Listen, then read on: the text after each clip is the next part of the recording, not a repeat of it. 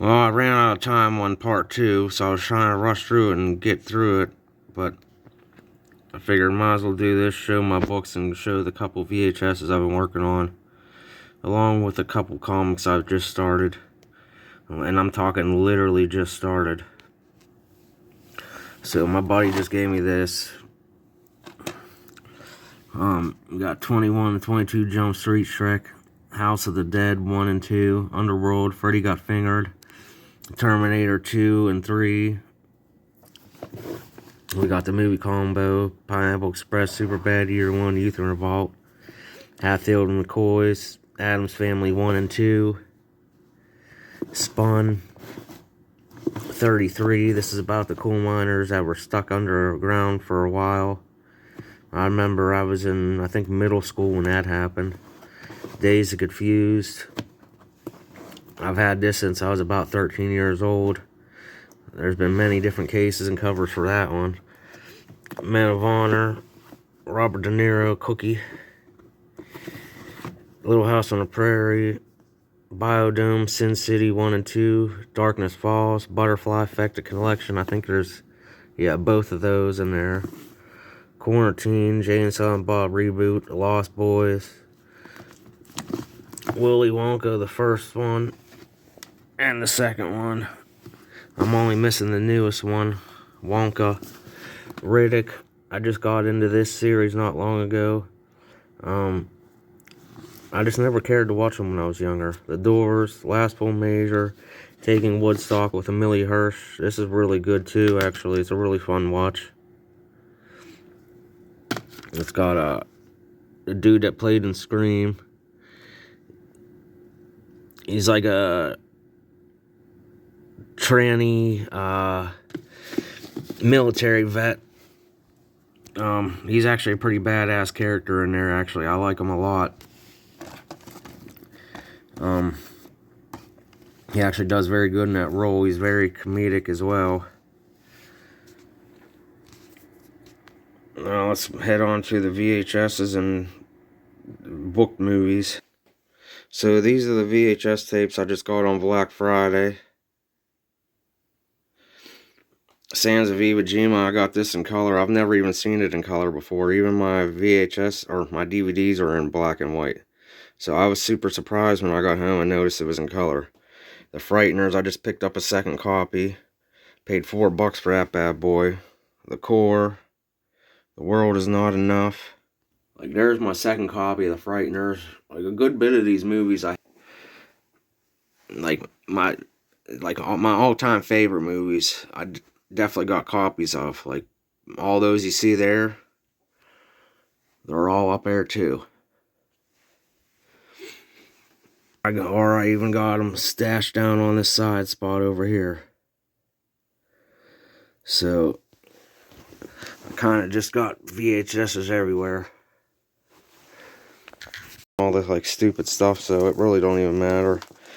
Now some of these, like I said, I like them enough not to get rid of them, but they weren't good enough to like go in my case. Or like some of them didn't have cases. Like you see out there, I have Crybaby. I owned it already once, but I didn't have the case for it.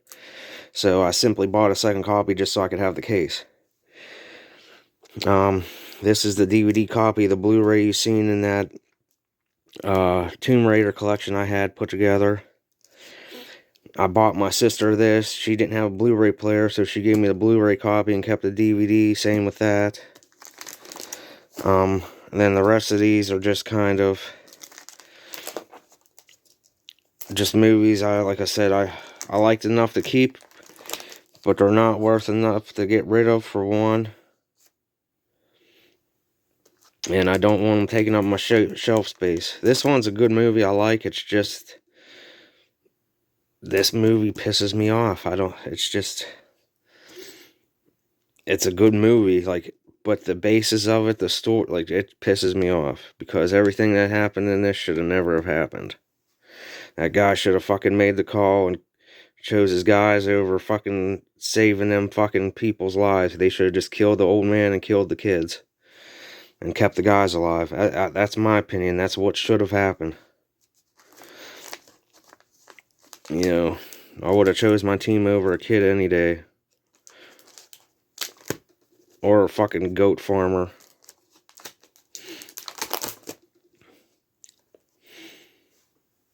Movie 43, Wrong Turn, Amityville, another Catching Fire, more 300. Another, see, Blow, I did the same thing. I didn't have the case for it, so I just bought another copy so I could have the case. This is the original Texas Chainsaw Massacre. Now, like some of those, like obviously I kept the covers for them in case I ever decided to put them in a case, or in case I did decide to sell them. And then I could put them back to original. Anchorman, love the Anchorman movies, got both of those. Howard Stern, Joe Dirt, like some of these were in those weird collections. Got Grown Ups 1 and 2, the newer Fog,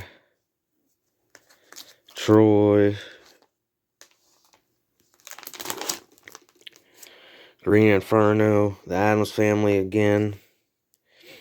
This one I just ended up, like I had that one, and then I ended up getting the double pack, so this one, they literally didn't even want to take this to buy it, so I just threw it in there. It's like, this one wasn't even worth nothing to sell.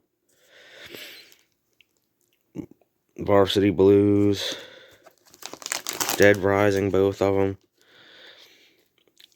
I mean, this movie honestly kind of sucked for what it was. Uncommon Valor, Hangover,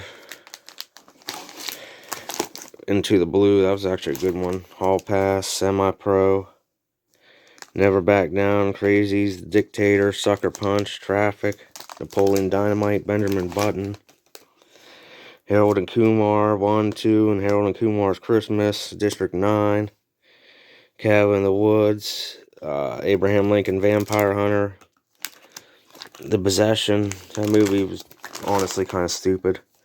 The Kingsman, Bronson, Sinister, Harsh Times, Candyman. I don't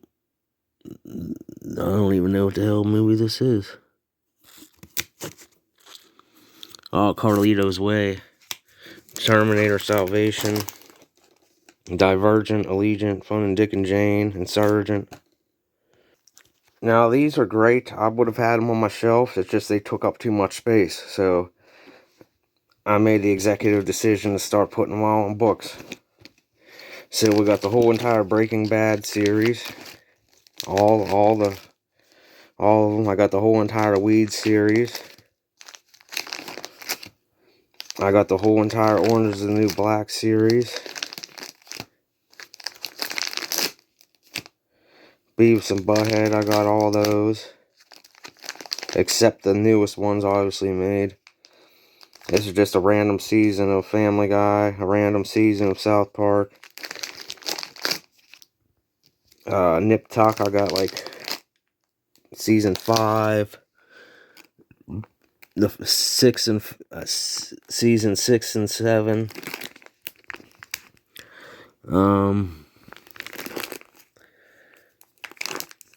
I got two season 5s actually somehow. Season 5, yep, I got two season 5s. Lost, this was the ones I was saying that was missing off the stand.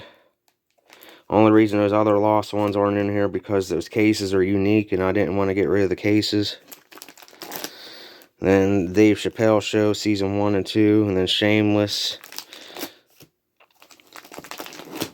I got, I think, 1, 2, 3, oh, there's a whole page folded. So I got season 1, season 2, season 3, season 4, 5, 6,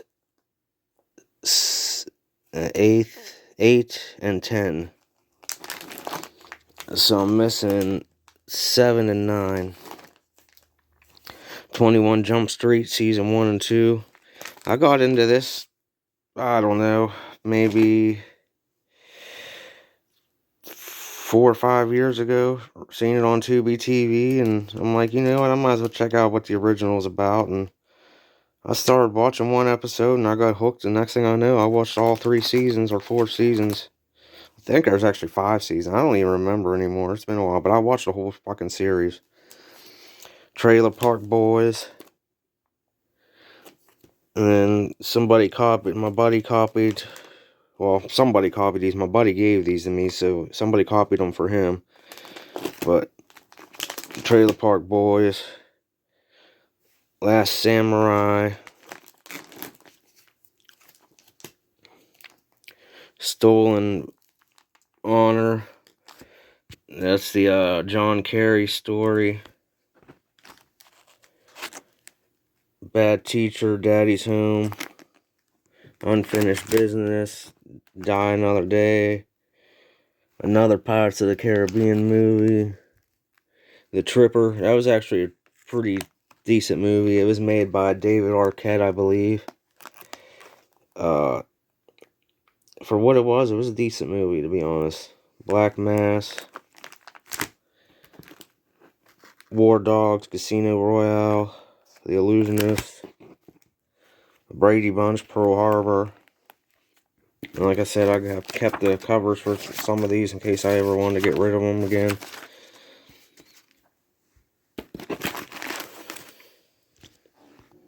So as an added bonus, I just started working on 2 separate comics at the same time. One I want to call Kason. This will take place, I think, in December of 1967. That way we can lead up into Tet Offensive. So that'd be an overlook of Kason, the plane coming in, overhead view, and then them landing and getting dropped off. And eventually I want to work my way into the Tet Offensive, setting up the hills around Kason on, I think, Hill 803, 804, I don't even remember the names of them, I'd have to look it up again. Like, that kind of stuff, Hue, the MACV-Sol compounds, so I kind of want to make the character go from Kason to fight his way into Hue, and somehow end up in the MACV compound, because I want to follow at least 3 separate characters at once, pretty much. And then the other one I'm working on, it's my take of Night of the Living Dead. I call it Night of the Living Dead, Ben's Beginning. So how we normally always see Barbara, going into the cemetery with her brother, we're gonna get you, Barbara, and then her brother getting killed and chasing all that good stuff. I figured we'll take it actually to Ben's Beginning. So we got Beekman's Diner. Since it's the 60s, we got a gravity-fed gas pump. We got Ben sitting there at Beekman's Diner, and he's hearing a report on the TV, and meanwhile outside there's zombies tracing the fuel truck and blah blah blah, and it's gonna work its way through Ben's story like we seen in the 90s version, where fuel truck comes in, some dude shows up with an M16, starts shooting everything up, this crashes, Ben barely makes it out the diner and catches, finds the old truck right there, hot wires it, makes his way through to where he goes to the farmhouse, and that's where he meets up with Barbara. And then we'll take the story from there. So it'll kind of go, that'll be the first twist, and then we'll have a little bit of normalcy, so it'll run like the normal storyline for a little bit. Then we'll have a couple more different twists and a different ending and stuff. But I was always curious to see it in a different perspective, or in our second main character's perspective instead of the female's perspective all the time. So I hope you enjoyed this video. Hit that like and subscribe. If you want to see more about my comics and how they're going, comment below. Let me know which ones want to watch and which ones you're into, because I'm kind of into a multitude of things, so I could definitely do military, I could do movies, I could do comics, I could do building, I could do crafts, different things like that. Like I was even considering having like a World War I like comic as well with like robot beasts and shit like that, but that's for a different